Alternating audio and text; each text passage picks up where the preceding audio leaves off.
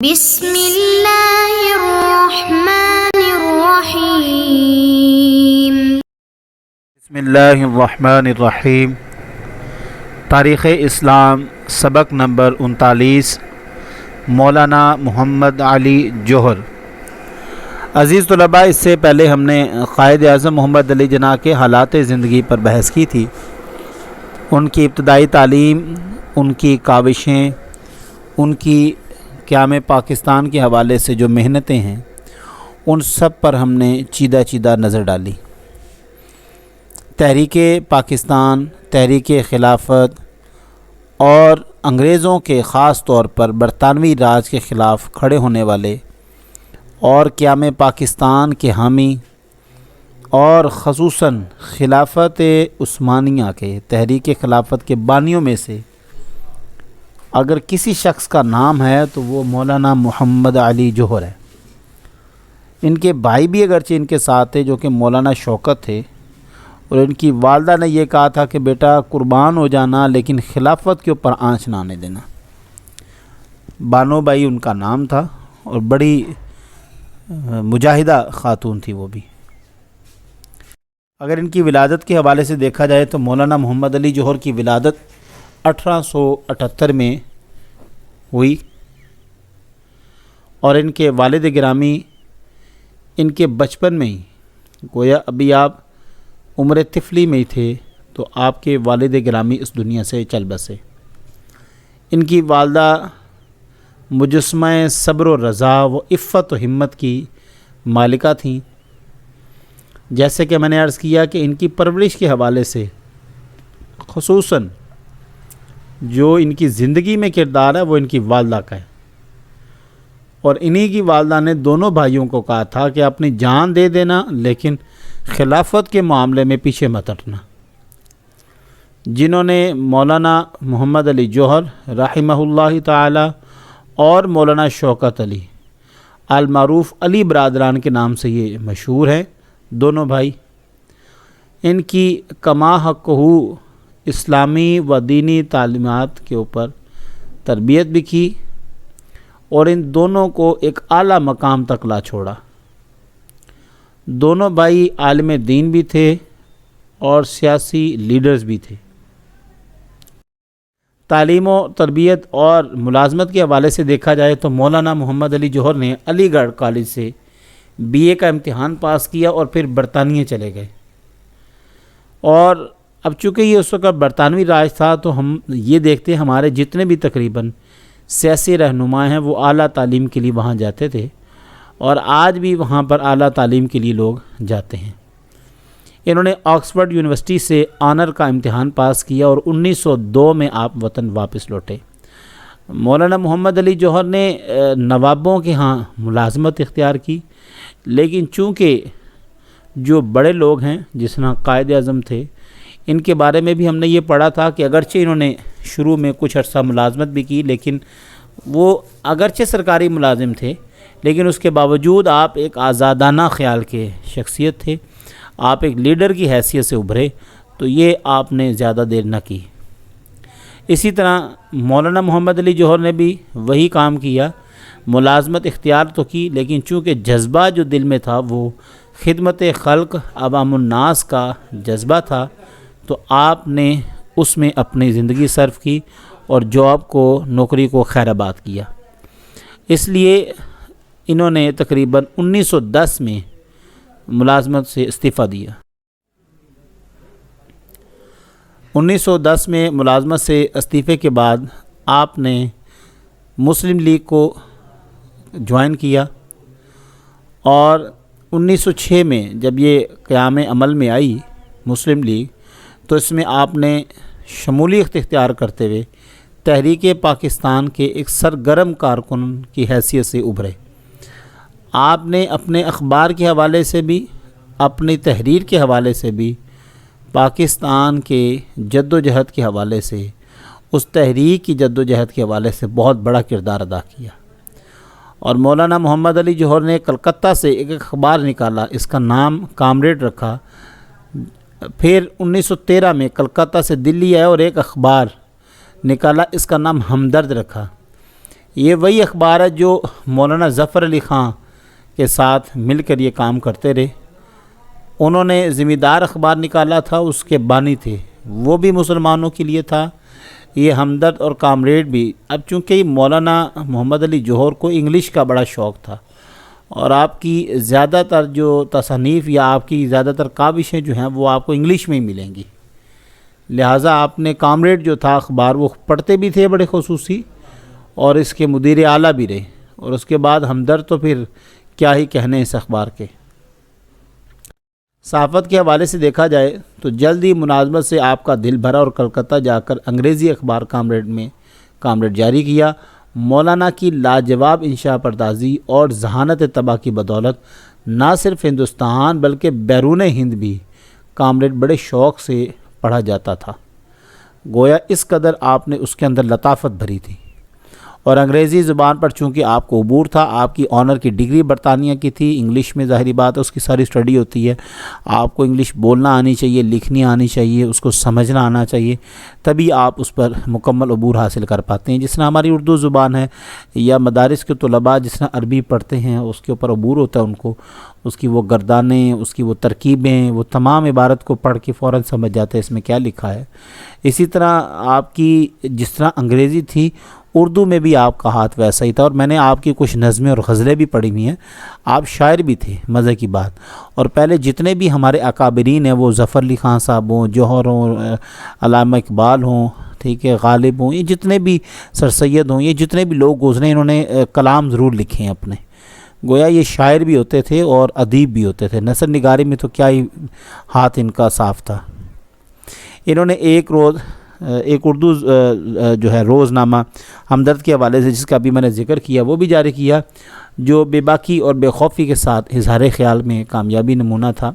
اور باقاعدہ اس میں مسلمانوں کی تحریک کو اور مولانا جوہر کی ایک بڑی خصوصی جو بات میں آپ کے ساتھ شیئر کروں, ان کی آپ تحریر پڑھ لیں, ان کی آپ وہ پڑھ لیں,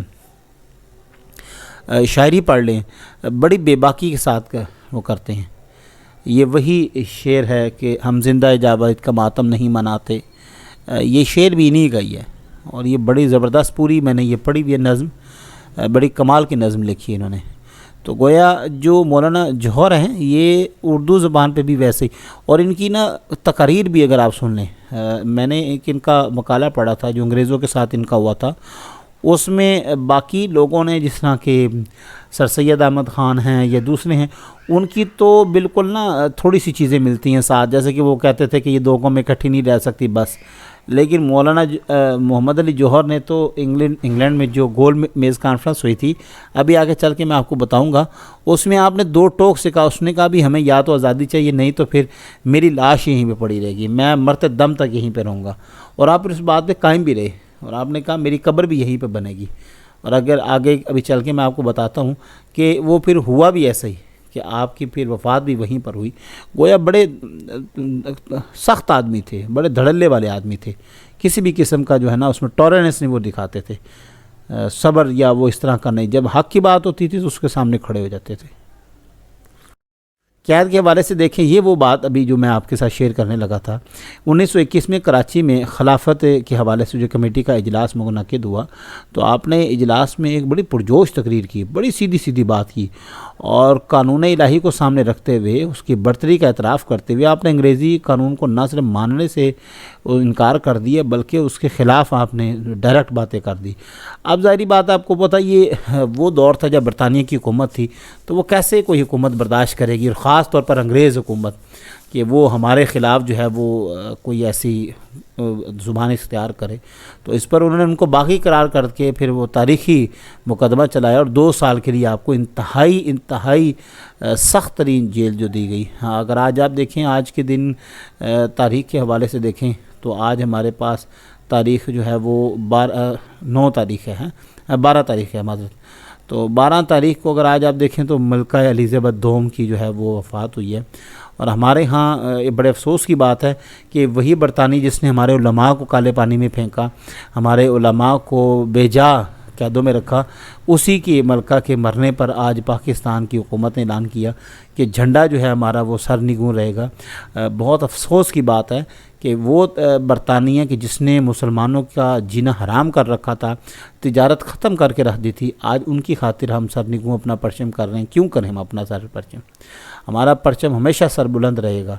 اگر آپ غلام ہیں، آپ کی سوچ غلامانہ ہے، تو آپ غلام رہیں، لیکن ہمارا پرچم غلام نہیں ہے.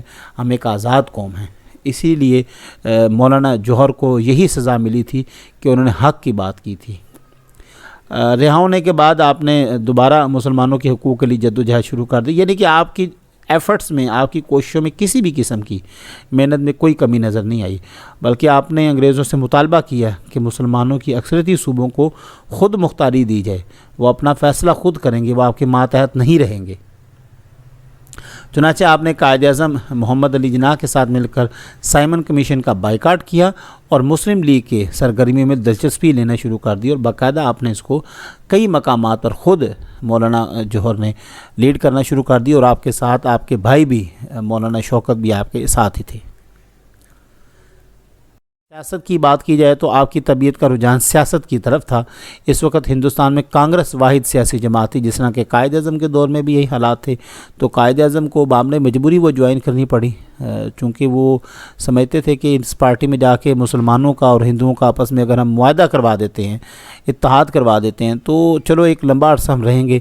لیکن پھر وہ نہرو کی، گاندھی کی جو ایک گھٹیا سیاست تھی، جس میں صرف مسلمانوں کو اذیت دینا، تکلیف دینا، ان کے حقوق مارنا لکھا ہوا تھا، تو آپ نے پھر اس کے خلاف ایک لمبا پروسیجر چلایا، اور اسی لیے پھر 1900 میں کانگریس میں شامل ہو کر ابتدا میں آپ ہندو مسلم اتحاد کے حامی تھے. یہی بات جو ہے قائد اعظم کے حوالے سے بھی تھی. آپ کا خیال تھا بر صغیر کی آزادی کا حصول کے لیے ہندو مسلم اتحاد ضروری ہے، اور آپ نے کوششوں سے 1916 میں میثاق لکھنؤ طے پایا، جس میں کانگریس کے حوالے سے بھی بہت زیادہ کاوشیں شامل تھیں. تحریک خلافت سے حوالے سے بات کی جائے تو آپ نے تحریک خلافت انگریزوں کے خلاف لڑی، اور اس میں اگر آپ یوں کہیں بالفاظ دیگر کہ تحریک خلافت کے بانی جو ہیں وہ مولانا محمد علی جوہر ہیں، تو اس میں کوئی دو رائے نہیں ہوگی، کیونکہ سب سے بڑا کلیدی کردار جو واضح کردار ہے وہ مولانا محمد علی جوہر کا ہے. اور مولانا محمد علی جوہر نے جس طرح تحریک خلافت کے حوالے سے اقدامات اٹھائے ہیں، ان کی تحریر، ان کی تقاریر، یہ تمام چیزیں اگر آپ دیکھیں تو میں کبھی کبھی خود حیران ہو جاتا ہوں کہ یار ایک واحد شخص جو ہے وہ اتنی بڑی جنگ لڑ رہا تھا، اور اس وقت خلافت عثمانیہ کی آخری سانسیں چل رہی تھیں. تو اس طرح 1913 میں آپ کو دوبارہ گرفتار کیا گیا، اور 1919 میں یعنی کہ دوبارہ سے آپ کو جیل میں ڈالا، اور پھر آپ کو 1919 میں رہائی ملی، اور گول میز کانفرنس میں آپ نے شرکت کی پہلی بار. اور اسی گول میز کانفرنس میں آپ نے اعلان کیا تھا، انگریزوں کو للکارا تھا کہ اگر تم آزادی دو گے تو ٹھیک ہے، وگرنہ پھر ہماری یہاں پر لاش ہی ملے گی. تحریک ترک موالات، اس میں گاندھی کے حوالے سے اگر دیکھا جائے تو اس کا ایک مثبت کردار تھا. دیکھیں جس کی کوئی مثبت تعریف ہے یا کوئی بات ہے، اس کو اس حد تک بیان ضرور کرنا چاہیے. ٹھیک ہے آپ کے اختلافات ہیں، وہ ایک الگ بات ہے، لیکن جس کی جو اچھی بات ہے اس کو بھی بیان کرنا چاہیے. جدوجہد آزادی میں سرگرم حصہ لینے کے جرم میں مولانا کو زندگی کا کافی حصہ جو ہے وہ قید و بند میں گزارنا پڑا. اسی طرح تحریک عدم تعاون کے پاداش میں کئی سال آپ جیل میں رہے. اس کے بعد تحریک ترک موالات، یعنی کہ جو انگریزوں کی طرف سے ہمیں عہدے ملے ہوئے تھے، جس میں سر کا خطاب ہے یا کوئی تمغہ شمغہ ملا تھا، گاندھی نے کہا یہ واپس کرو اور ان کو واپس کر کے یہاں سے انگریزوں کو بھگاؤ. تو اس میں تو مسلمان ساتھ تھے نا، مسلمان بھی آزادی چاہتے تھے، لیکن مسلمانوں کے لیے دو دشمن تھے، ایک ہندو تھا ایک انگریز تھا. تو آپ نے ایک کے ساتھ معاہدہ کر کے ایک کو بھگایا، اس کے بعد دوسرے سے آزادی حاصل کر لی. اسی طرح جامعہ ملیہ اسلامیہ دلی آپ ہی کی کوششوں سے قائم ہوئی. گویا یہ ایک ملی اسلامیہ ایک تحریک تھی، یا آپ ادارہ کہہ لیں، جو کہ آپ کی کاوشوں سے دلی میں مارز وجود میں آیا. وفات کے حوالے سے دیکھیں تو آپ کی جو بیماری کے حوالے سے جو ہے وہ کافی عرصہ آپ وہاں پر رہے، اور انگریزوں کے حوالے سے میں نے آپ کو بتایا کہ انہوں نے اس گول میز کانفرنس میں باقاعدہ حصہ لیا، اور حصہ لینے کے بعد آپ نے ان کے خلاف وہاں پر یہ آواز بلند کی کہ اگر تم ہمیں آزادی دیتے ہو تو ٹھیک ہے، وگرنہ پھر ہم یہیں پہ پڑے رہیں گے، اور پھر یہ ہوگا کہ ہم مر جائیں گے اور ہماری لاشیں بھی یہیں پر رہیں گی. اور اس کے بعد پھر آپ وہاں پر بیمار ہو گئے، اور مزید پھر آپ کے جو ہے وہ آپ کو تمام تر طریقوں سے گھیر لیا گیا اور بیماری کی حالت میں 4 جنوری 1931 کو لندن میں آپ کا انتقال ہو گیا۔ اس کے وقت آپ کی عمر جو ہے وہ تقریباً 52 سال تھی، یعنی کہ اگر آپ اس کو بوڑھا تو نہیں کہہ سکتے، جوان ہی تھے، اور 52 سال کی عمر میں آپ کا انتقال ہوا، اور آپ کا مقبرہ مسجد عمر بیت المقدس میں ہے۔ یہ ایک مقبرہ خاص بنا دیا گیا تھا جہاں پر حضرت عمر تشریف لائے تھے فتح بیت المقدس کی وقت، تو وہیں پر پھر آپ کی قبر ہے، اور باقاعدہ آپ کو اس کی تصاویر بھی سوشل میڈیا پر مل جائیں گی۔ مولانا محمد علی جوہر کی وفات 1931 میں ہوئی، اور یہ جنوری 31 میں گول میز کانفرنس میں شرکت کی غرض سے آپ انگلستان گئے تھے، اور یہاں آپ نے آزادی وطن کا مطالبہ فرمایا تھا، اور کہا تھا کہ تم انگریز میرے ملک کو آزاد کرو گے تو میں واپس جاؤں گا، وگرنہ تمہیں میری قبر یہیں پر بنانا ہوگی۔ اور پھر اللہ تعالیٰ نے شاید یہ الفاظ ایسے تھے آپ کے کہ جو قبول ہو گئے، اور پھر ایسا ہی ہوا۔ ایسا سبق کے حوالے سے دیکھیں تو مولانا محمد علی جوہر اور مولانا محمد علی شوکت یہ دونوں مرد مجاہد تھے، اور ان کی والدہ سب سے بڑی مجاہدہ خاتون تھی جنہوں نے تحریک پاکستان کے حوالے سے بڑھ چڑھ کے حصہ لیا۔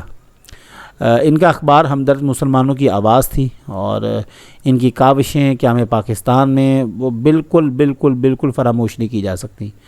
ہر حوالے سے چھوٹی چھوٹی بات بھی نظر انداز نہیں کی جا سکتی۔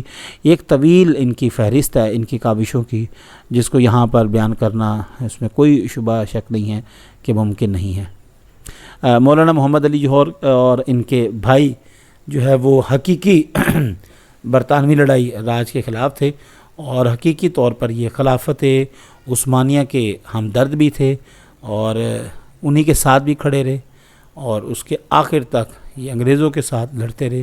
اور ان کی والدہ، اگر آپ سوشل میڈیا پر ان کی تصاویر دیکھیں تو اس تصویر میں جس میں مولانا محمد علی جوہر، شوکت، سارے یہ بڑے بڑے اکابرین موجود ہیں، ان کی والدہ بھی عبائے میں کالے کلر کے برقعے میں اس میں موجود ہیں، تو گویا مرد اور زن دونوں اس میدان میں شامل تھے۔ اور قیام پاکستان کے حوالے سے مولانا محمد علی جوہر کی، مولانا محمد علی شوکت علی کی، ان دونوں علی برادران کی جو خدمات ہیں، ان کی جان نثاری ہے، اور جیلیں کاٹنا ہے، تکلیف برداشت کرنا ہے، اس کو فراموش نہیں کیا جا سکتا۔ عزیز طلباء، یہاں پر ہمارا درس مکمل ہوتا ہے، انشاءاللہ اگلے درس میں ملیں گے، تب تک کے لیے اجازت دیجیے، اللہ حافظ۔